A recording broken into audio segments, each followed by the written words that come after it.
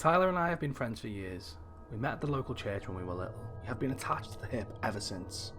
For as long as I've known him, Tyler has only had one rule in his house. Don't go in the closet. I've never really understood why. I'm a teenager now, and when you tell me not to do something, I want to do it. Is it because of an embarrassing collection or something? We're not kids anymore. I know what Playboy is. Do his parents keep guns in there or something? I probably wouldn't even care if he'd tell me about something, but he never does. So it's become like an itch that I've never scratched. For a while, I didn't know if it was his rule or his parents' rule, and honestly, I didn't even know if he was referring to this specific closet or any closet in his parents' house. I was always confused about it. One time, I had to piss really bad. All the bathrooms were taken except the one in Tyler's parents' room. I'd never actually been in their room before. There were 2 doors in there. I didn't know which one was for the bathroom and grabbed the knob nearest to me. Before I could turn, Tyler's dad grabbed my arm. "Marco, do not go in the closet," he said, glaring at me. I'm sorry, sir. I was hoping this was the bathroom," I replied. "No, that's the bathroom door," he said, pointing. "Thanks." That's how I found out it was a family rule. For years we've hung out at his house only for me to get the lecture. I had always obliged. Today, Tyler had to go run to meet someone. He wouldn't give me any details on who, what, why. I had asked if he'd wanted me to go with him, but he told me I should stay here until he got back. Before he left, he gave me the usual spiel. He didn't say how long he was going to be. It didn't take long for boredom to start kicking in either. What's the worst that could happen if I checked out the closet? He'll never know. Just like that, my teenage mind was made up. You could say I'm an impulsive person.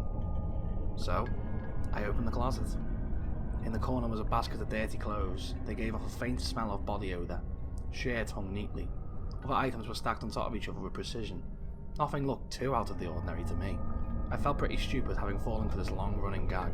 It took me years to try it, and this is what I see? I didn't want to invade Tyler's privacy any further and began to close the door, and as I did, there was one thing that caught my eye, forcing me to pause.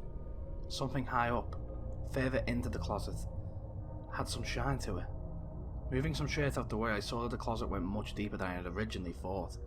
A stack of boxes was behind the shirts. Sitting atop of them was a half-eaten sandwich. It looked fresh. My stomach was rumbling. I picked it up and took a bite. Peanut butter and banana. We used to eat those as kids.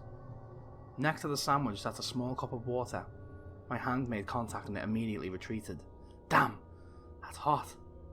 I shook my hand before putting my burnt finger into my mouth, and then I began moving boxes to the side, and the objects of the shine had become clearer.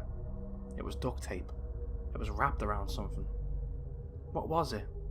It was attached to a hook at the top of the closet. As more boxes were moved out the way, my line of vision began following the duct tape. My eyes kept following it until it reached something recognizable. It took a moment for my senses to kick in, but when they did, I leapt back. What the fuck? I was looking at a human. The entire body was covered in duct tape except for the face. There was an individual piece over the eyes and another one over the mouth. There was no way this was real. I started looking at how this thing was being held by the hooks. The hooks were going through taped circular stumps at the end of the limbs. They were little red tubes attached to the hooks, going into the stumps where the hands should have been. It must be a remarkably well-designed doll. On the wall behind it, crosses were attached to the wall, some sitting normally and others sitting upside down. I took a step back to catch my breath. No wonder Tyler didn't want anyone looking in here. They'd freak out and think it was real too. I don't know what kind of hobby this is, but it's definitely unusual. Laughing to myself, I wanted to see this thing's face.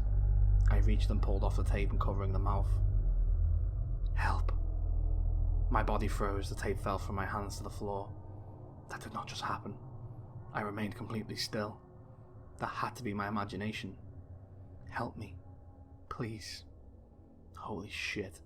There was no denying it this time. I heard him speak. It was weak and shaky, but I heard it. This was a human. I quickly pulled off the other strip of tape covering his eyes. In doing so, I fell back. Looking up at this trapped man immediately drained the colour from my face. It was Tyler. I heard the door to the room open behind me. I really wish you hadn't seen that, Marco.